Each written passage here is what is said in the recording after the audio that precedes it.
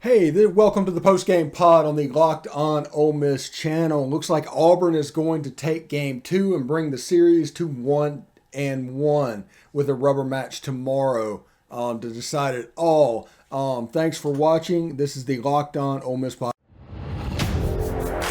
You are Locked On Ole Miss, your daily podcast on the Ole Miss Rebels, part of the Locked On Podcast Network, your team every day.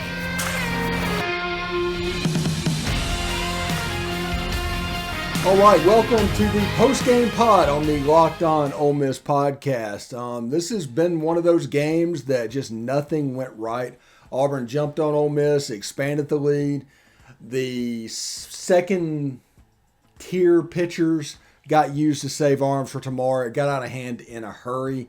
It was a game that honestly is you want the run rule to exist in college baseball for games like this. This got out of control. Drew McDaniel's come in to kind of take his own medicine. Jackson Kimbrell and Wes Burton could not throw strikes. 16 out of 18 pitches were balls, and they just walked in a run. And Jackson Kimbrell did not throw a strike while he pitched. It was unbelievable. But it is what it is. You look at Ole Miss. Justin Bench, 2 for 4. TJ McCants, 2 for 4. Kemp Alderman, 1 for 4 with a home run. Jacob Gonzalez went 0 for 2. Peyton Chatinier went 0 for 2. Tim Elko went 1 for 4. That was a 2 RBI single. Hayden Dunhurst, 0 for 2. Ben Van Cleve, 0 for 2. Hayden Leatherwood, 0 for 1. Reagan Burford, 0 for 4. So it just wasn't a good game at the plate for Ole Miss, and they really just everything they tried to do kind of backfired. Here in the last couple innings, they're been able to put 1 or 2 runs on the board, but they're still down by 10 runs at the moment. So it kind of is what it is. Now the important thing is to flush this. Just absolutely flush this. Don't talk about it. Just go out and try to win tomorrow. So because when it comes to college baseball, the entry-level goal inside the SEC is 2-1 at home, 1-2 on the road. Don't get swept is the road mantra. So 1-1, they've already hit that baseline goal with a chance to go +1 by winning the game tomorrow. And by that, I mean if you're expecting 1-2, if you go 2-1, it's +1. If you get the sweep, it's +2. If you get swept on the road, it's -1. So it puts that baseline. If Ole Miss can win on Sunday at 16-14, that's what they're on pace for. If all the rest of the season the goal's hit, so that's how you can increase that number, and you want that number to get as high as possible. Basically, because of honestly that Sela in midweek, they struggled this week for some reason. Let's just be honest about it. The Sela game doesn't mean anything. All it does is make the margin for error a little bit smaller. This game will make the margin for error a little bit smaller, and we're trying to get a national seed. We want a national seed. And you look at the ranking, it's like Ole Miss is number 1. But yes, they're number 1 on March 17th. They're not number 1 on May 30th. And there's just a difference when it comes to starting this tournament. And pay attention. It's just the margin for error gets a little smaller. This is not the end of the world. Anybody that takes a football mentality to baseball is just doing it wrong. The game, 56 games in a season is going to be a little bit different. It's going to be like twice as different as basketball, which is about half the games, and then half of that is football. But if you take that football mentality into baseball, that's just kind of the wrong way to do it. It is what it is. It's that time of year again as college basketball's tournament is finally upon us. From the latest odds, contest, and player props, BetOnline.net is the #1 source for all your sports betting needs and info. BetOnline remains the best spot for all your sports scores, podcasts, and news this season. And it's not just basketball. BetOnline is your continued source for all your sporting wagering information needs, including live betting, and your favorite Vegas casino games. Head to the website today or use your mobile device to learn more about the trends in action. BetOnline, where the game starts. Also, this is the time of year when I've pretty much given up on all my New Year's resolutions, but not this year. This year I'm sticking to my resolution to eat right, thanks to Built Bar. It almost feels like it's not really a resolution because how much I actually enjoy eating them. Have you tried Puffs? If you're not, you're missing out on one of Built Bar's best tasting bars. What is a Puff? Puff is the first ever protein-infused marshmallow. They're fluffy, they're marshmallowy. They're not just a protein bar, they're a treat, and they're covered in 100% real chocolate. Mint brownie, coconut almond, and new for this month, white chocolate cookies and cream. They're all delicious and all new flavors, and they're all coming out all the time.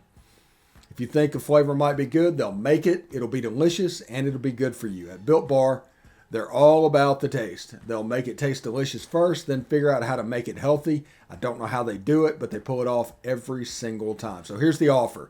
Go to Built.com, use promo code LOCKED15 and get 15% off your order. Use promo code LOCKED15 for 15% off at Built.com. Also, thanks for making the Locked On Ole Miss podcast your first listen every day. We're free and available on all channels and all podcast networks as well. But do us a favor on YouTube.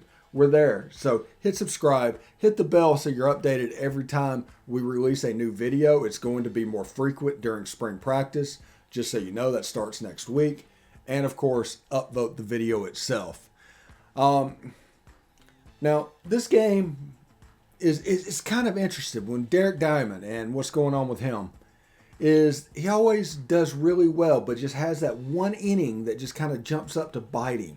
And that's quickly, I think, becoming his legacy at Ole Miss. This is a staff that does not have an ace. You know, John Gaddis did what he had to do yesterday, and we'll see what they do tomorrow. But this team has a pitching and fielding problem when it comes to baseball, and it's getting exposed a little bit tonight.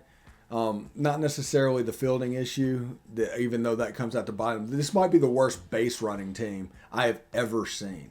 There seems like every game a runner gets thrown out of third base with 0 or 1 out. And that is just absolutely serious and breaks a cardinal rule of the game. And people might explain that, hey, Steve, you don't know baseball. You don't know what you're seeing. You don't know what you're doing. Well, you know, I played baseball, played high school baseball. Saw that, followed Major League Baseball in the 90s. I don't follow it so much now, but what's bad baseball in 1995 is still bad baseball. That doesn't change. The only thing with all the spin rate and trying to hit home runs every time you go up, all that does is just make an inferior product of baseball on the field. But, you know, you see things. There's glimmers of hope where you see like Auburn allowing pitchers and catchers to call their own game instead of forcing them for the dugout. That's pretty cool and a pretty neat thing. And you see things, them working together like 6 straight sliders or something like that. And it's something that only a college kid could do. So the game is called in a little bit different way. And that makes Auburn a little bit difficult to deal with if they can hit the zone. And when they can, it gets kind of impressive. And you saw Ole Miss just get a ton of off-speed stuff today. And I think you're going to see that more and more as the season goes on. Because the swings on off-speed stuff just was not very great. It just is what it is. This game right now is 17-5. This game is over. Auburn is rallying again. They might put up a 20 spot tonight. There's only 1 out. But Drew McDaniel's just going to take whatever Auburn can give. They're just trying to get out of the game. Mike Bianco is not going to waste other pitchers on this. And it just is what it is. So basically just toss this game. Congratulations to Auburn. They knocked the cover off the ball. They did what they had to do tonight. Good game. Nothing against them whatsoever. But flush this game. Come out and try to win tomorrow. If you get the win tomorrow, you win the series 2-1. And you move on to your second series with a chance to move forward yet again. So, because you always want to do one game better, so to speak, than is expected. And what is expected in the SEC is 1-2 on the road, 2-1 on the home. And so 2-1 on the road is exactly where you want to be, and a chance for Ole Miss to pull it off. Auburn just scored another run to make it 18-5. It's just absolutely ridiculous. And anyway, this is one of those videos, whether you want it or not, post-game pod. Most people do not want it. Most people are not going to watch. They don't want to remember this game, but it is what it is. But I'm Stephen Willis. Thank you very much for tuning in.